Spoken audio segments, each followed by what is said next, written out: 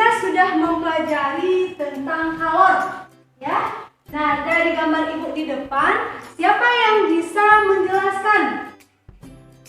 Ya, Bu. Ya, coba deh, Dok. Seorang laki-laki memegang gelas berisi air panas. Ya, ada seorang laki-laki yang memegang gelas berisi air panas.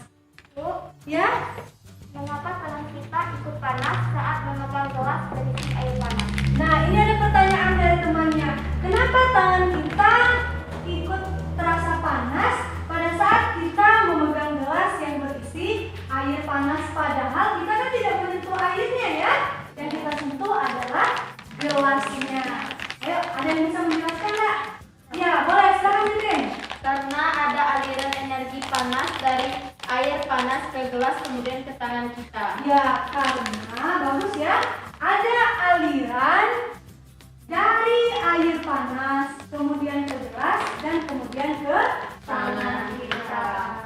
Nah, dari gambar kita, dari konsep ini, siapa yang bisa menjelaskan apa pengertian dari kalor? Saya, Bu. Ya, coba Debbie. Kalor adalah energi panas yang berpindah dari benda yang bersuhu lebih tinggi ke benda yang bersuhu lebih rendah. Ya, bagus. Jadi, kalor adalah aliran energi panas dari benda yang bagaimana? Yang suhunya Rendah. tinggi ke suhunya yang lebih rendah. Ya, bagus sekali ya.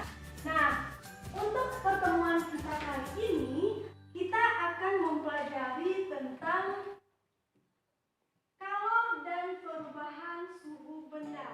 Nah, bisa kita lihat ya. Ada kalor dan perubahan suhu benda. Nah, dalam kegiatan pembelajaran, kita pasti memiliki tujuan ya.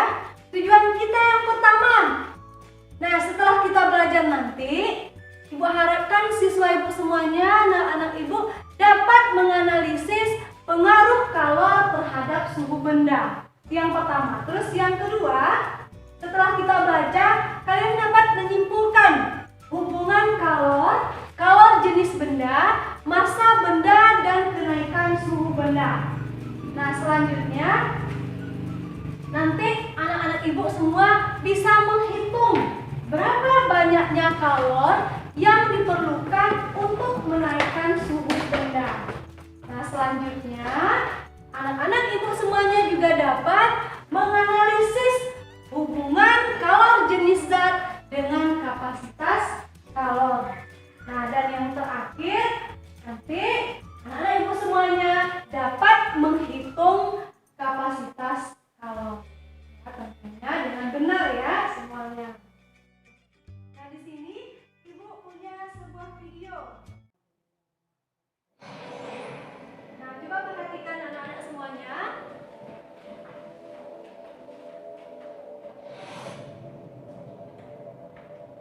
Nah, fenomena pertama, kita diminta untuk mengamati suhu pada termometer sebelum dan sesudah pembakar dinyalakan. Nah, terlihat pada gambar, suhu awalnya adalah 30 derajat Celcius.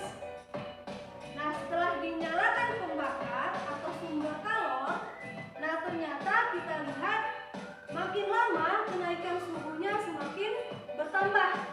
Ya kan? Terlihat? Ya.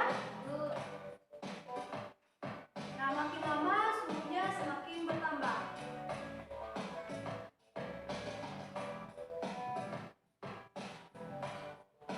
Nah, pada detik ke-33, nah ternyata suhunya juga makin bertambah.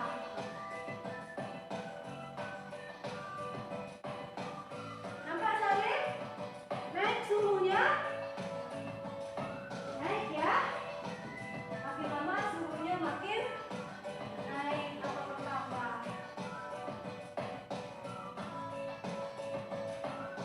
Ya. Nah, dari video tadi kita lihat suhu awalnya berapa? 30. Nah, suhu akhirnya 60. Setelah 1 detik, nah ternyata suhunya bertambah menjadi 30 derajat Celcius.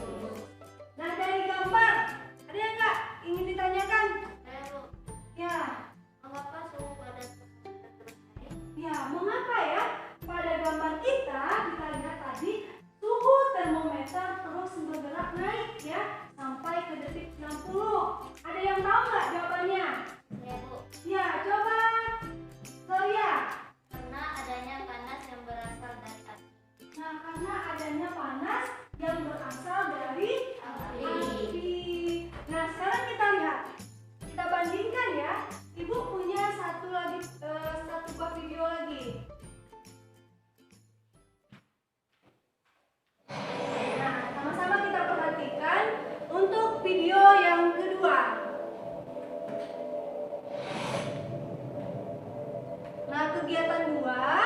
Nah, kita diminta untuk amatilah waktu yang diperlukan untuk menaikkan suhu 10 derajat Celcius air dan minyak goreng. Nah, yang kita bandingkan di sini adalah air dan minyak goreng. Nah, air 100 gram dengan minyak goreng 100 gram. Nah, dia memiliki massa yang sama dengan nyala api atau sumber energi panas yang diberikan juga sama.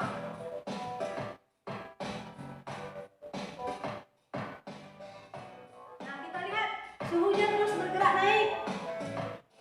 Ya. Dari suhu awal yang 30 derajat Celcius. Nah, kita lihat data hasil pengamatan pertama. Minyak goreng bermassa 100 gram membutuhkan waktu 30 detik untuk menaikkan suhunya. Nah, kita lihat lagi, sedangkan air membutuhkan waktu 36 detik untuk menaikkan suhunya sebesar 10 derajat Celcius. Dari gambar, mana kira-kira yang lebih cepat panas? Air atau minyak? Minyak. Kenapa minyak? Karena minyak lebih cepat panas daripada air. Iya, kan karena minyak lebih cepat panas. Kata temannya, ada pendapat yang lain mungkin? Ya, kata Nurul, minyak lebih cepat panas daripada air. Nah, kita lihat lagi ya. Ibu punya satu video lagi. Lihat lagi untuk video kita yang ketiga.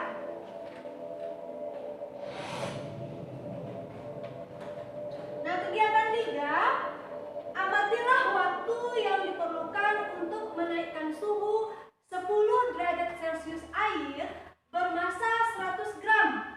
Nah, kita lihat di sini. Air yang sama-sama 100 gram, namun nyala api yang berbeda atau sumber panas yang berbeda. Kita lihat suhu awal air sama-sama 30 derajat Celcius. Nah, kita lihat mana yang lebih cepat naik suhunya. Nyala api kecil atau nyala api yang besar? Api besar. Nah, tentu api yang besar. Kita lihat. Nah, air bermassa 100 gram yang dipanaskan dengan nyala api besar membutuhkan waktu 36 detik untuk menaikkan suhunya.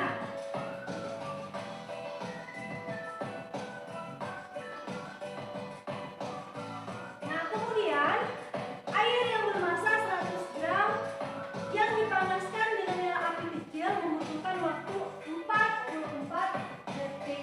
Jadi berbeda ya. Nah, ada yang mau ditanyakan? Iya, silakan. Mengapa pada api yang besar suhu lebih cepat naik? Nah, mengapa pada nyala api yang besar suhunya lebih cepat naik? Ada yang tahu? Ada yang tahu? Nah, jadi untuk menjawab pertanyaan dari teman-teman kamu tadi, nah Ibu minta kita secara berkelompok kita melakukan praktikum sederhana. Ya.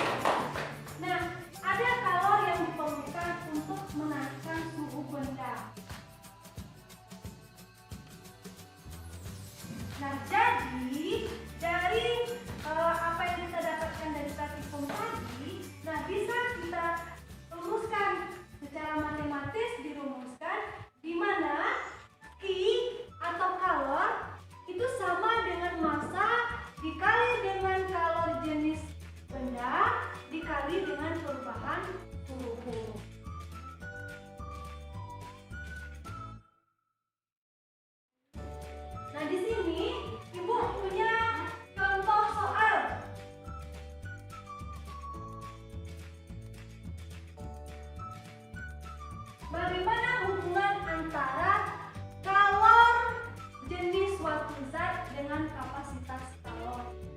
Siapa yang bisa mendefinisikan apa itu kapasitas kalor? Coba, Nurul. Kapasitas kalor definisikan kemampuan suatu zat menyerap kalor untuk kenaikan suhunya menjadi 1 derajat Celcius lebih. Ya, ini punya contoh soal satu lagi. Nah, kemudian yang kedua, siapa yang bisa? Iya, coba Nabila. Makin besar massa benda, kalor yang diperlukan untuk kenaikan suhu makin besar pula. Iya, benar selanjutnya. Ya, coba. Tahu ya? Kalor untuk menaikkan suhu benda bergantung pada jenis.